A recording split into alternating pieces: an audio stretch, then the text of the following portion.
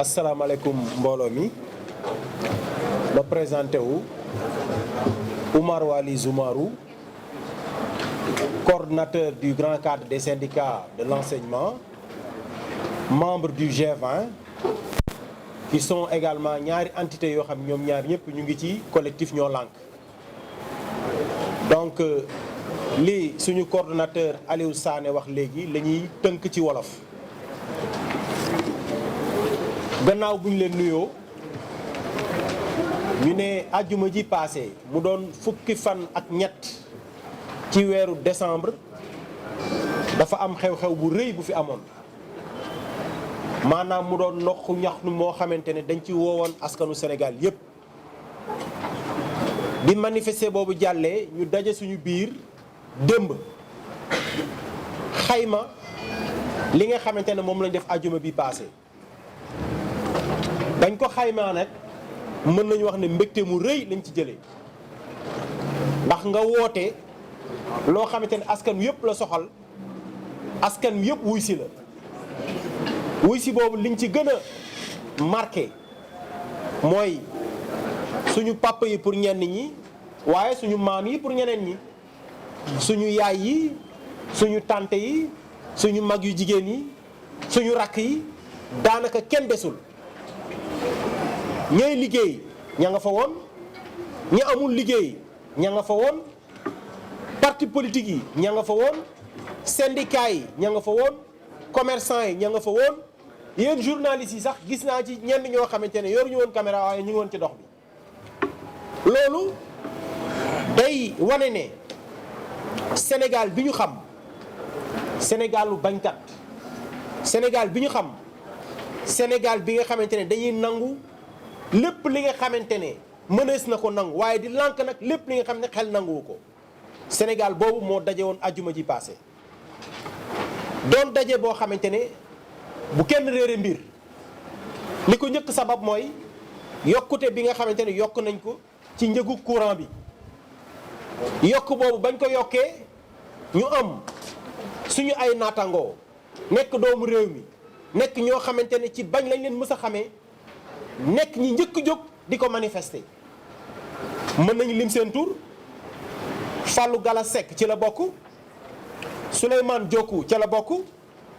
Malick Biaye ca la bokk Pape Abdoulaye Touré ca la bokk Guy Marius Sagna bu kenn dul présenté ti ca la bokk professeur Babacar Diop ca la bokk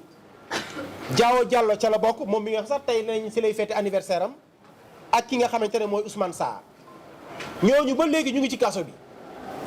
lenn rek lañ leen di reprocher maanaam yokk nañu courant bi ñu génn ne yokk bi du yoon yokk bi jaaduwul ñu jàpp leen tëj leen tas leen ci kasom réew mi te ñëpp xam nañu que ne seen place du foofu. ñun nag collectif ñoo lànk ñu ngi fàttali ne que ne su sénégalais amee seetlu yokk boobu dafa toftalu ci yeneen yokk yoo xamante ne dañ ko sërëxal ci biir sénégalais yi fan yële gis ngeen ne que ne njëgum essence bi yokk nañ ko gis ngeen ne que ne douane boo gënee dem jëndi sa produit bitim réew moo xam bu mu mën a doon la nga daan fay dañ ko fulandi ba mu gën a bare gis nañ ne lépp li nga xamante ne sénégalais yi dañ koy soxla pour di ko jëfandikoo nguur gi da ko yokk donc ñu ne nag lii raam ci ñag bi la jëm loolu moo tax collectif ñoo lànk ne gannaaw ba sénégalais yëpp àndee ci suñu démarche gannaaw ba réew mi yëpp taxawee ne que ne lii dafa war a dakk ñu ne nag kon Sénélec bi nga xamante ne mën nañu wax ne que ne ab teen la boo xamante ne dañuy jël alalu réew mi du ci sondi rek teen bu dul fees jot na nag ñu arrêté leen jot na ñu arrêté nguuru Sénégal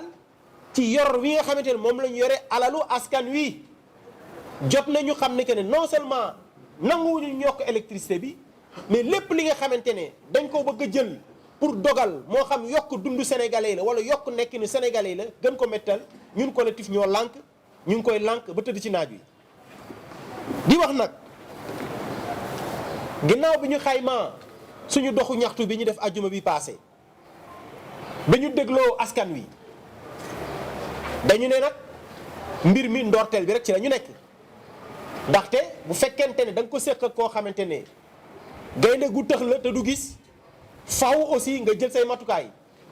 si la ñu wax ne que ne ajjuma jii di ñëw di ñaar fukki fan ci weeru décembre dañu bëgg def toogaanu ñaxtu boo xamante ci dal ak tekk lay àndal lépp li nga xamante ne war nañ ko def ci maanaam yëglu bind autorité bi ne ko ajjuma de dañoo bëgg toogi place de l'indépendance wax nañ ko te toog boobu dañoo bëgg képp kuy sénégalais nga génn si du toogu taal du toogu yàq du toogu jaamaarloo comme suñu réew la nag am nañu sañ-sañ fépp fa ñu bëgg a toog ñu dem toogi fa. moo tax ajjuma ji ñu ngi woo sénégalais yépp ñu génn massivement fekk ñu place de l'indépendance ñu yeggali xeex bi ñuy xeex ba nguuru Sénégal dellut ci ginnaaw ci yokk bi nga xamante ne moom la bëgg a yokk courant bi ba nguuru Sénégal libéré sans condition suñu naatangoo yi nga xamante ne bu ñu sàgganul feetu Noël yii nit ñi di feete si kaso ba lañ koy feete alors que dañoo yore njaboot ni ñun dañoo yore njaboot ni njiitu réew mi yore njaboot ni seku yi nga xamante ne ñooy waxal njiitu réew mi fan yi dégg ngeen ci ñenn ñi ñu ngi mel ne sax ñu jëfru ñu naan déet dañoo yokk courant bi parce que dañoo bëgg jox courant dëkku àll yi mais loolu du rëkk du yoon ñu ne ñeneen ñi ne déedéet yokk gi ni ko nit ñi xaymaa ak ni mu nekkee du benn xam nga porte parole gouvernement moom je crois que sénégalais yi war nañu miin ay waxu daanu ku mu sareetam donc kooku defe naa ne waxam jaratu di dóor gone donc yooyu yëpp boo ko déggee ñu ne bu ñu dajee ci àjjuma danañ mën a joxewaat beneen signal wax njiitu réew mi wax ay ministre am wax ñi nga xamante ne ñoo ŋànk yenn sociétés yi que ne réew mi ñun ñëpp ñoo ko bokk te mënuñu fi teg sénégalais loo xamante ne antanu ko ba pare ñuy nangu te duñu wax donc daal loolu la ñu mën a wax ne que ne collectif ñoo lànk mu ngi leen di sant di leen gërëm di ñaax sénégalais yi taxawaay bi ñu am démb bi ñu am barki démb ñu dellu di ko taxaw te incha allah buñ ko taxawee def nañ ne nguur gi dana delloo si xelam ba lépp li nga xam ne daf ko jël pour yokk ko lépp li nga xam ne daf ko jël pour di arrêter doomu réew mi de manière arbitraire ñu bàyyi ko teg ko ci suuf lépp mu nekk ci waxtaan def li nga xamante ne moom la sénégalais yi mën moom la sénégalais yi antan maa ngi leen di sant leen gërëm wasalaam. Parce que la réponse est dans le texte. On a dit qu'en citoyen, respectueux des lois et règlements, on a fait ce qui était notre devoir en adressant la lettre d'information à l'autorité compétente, le préfet. Et c'est à l'autorité de prendre les dispositions pour encadrer ce rassemblement citoyen pacifique. Maintenant, par rapport à interdiction ou pas, et par rapport à cette zone, je pense que ceux qui sont au pouvoir se sont battus contre cet arrêté Ousmane Ngom dont il est question. J'ai l'habitude de donner l'exemple de M. Youssou Ndour, qui était là pour braver cet interdit. Il a même reçu une grenade lacrymogène à la jambe où il sort. Donc ils sont conscients de ça. Et au-delà de ça aussi, c'est la Constitution qui confère aux citoyens le droit de marche pacifique. Et je pense que la Constitution, elle est au-dessus de tout décret ministériel. Donc c'est se fondant sur ça que nous avons fait les démarches pour tenir cette manifestation pacifique du peuple sénégalais qui s'est exprimé le vendredi dernier, qui n'a pas été entendu apparemment et qui va encore s'exprimer, Inch'Allah, le vendredi prochain. Voilà. Suma naatangoo bi waxee laaju mi ngi maram bi mooy dañoo tere ku toog place de l'indépendance wala ku toog biir Ndakaaru te defe naa ni ñi fi nekk tey démb ñoom ñoo ko doon xeex mu jaraloon nu ne donc ñoom xam nañu que ne tere boobu ñu tere du dëgg du yoon moo tax ñun dañoo yëglu ne dañoo bëgg toog ajjuma ji place de l'indépendance toog boobu ñuy toog nag tooguñu pour yàq nee nga soriwul ak palais bi ñun dañu yaakaar ne que ni palais bi naam institution la naam palais présidentiel la jotewuñu ak palais bi place de l'indépendance lañ ne dañu fa bëgg toog même bu doon ci buntu palais ñun place de l'indépendance lañ ne dañu fa bëgg toog te gisuñu lan moo ko war a mën a gàllankoor parce que dañu nekk ne dañuy toog boo xamee ci dal la tekk ak teey di ci woo sénégalais yépp ndax dañoo def doxu ñaxtu am yi ñu doon laaj ba léegi dégg guñu nguur gi indi ci tontu amaana buñ ci indi woon tontu du ñu yegg ci vendredi ne dañuy toog place de l'Indépendance te amaana bu ñu indee tontu bi suba xëy na ñun duñ fa toogi. donc bu fekkente ne toog boobu dañ ko bëgg tere bëgguñu fa gis kenn li ñuy laaj nañ ko def buñ ko defoon tey jii suba àjjuma kenn duñu fa gis donc en tout cas daal ñu xam ne ñun la ñuy def foofu vendredi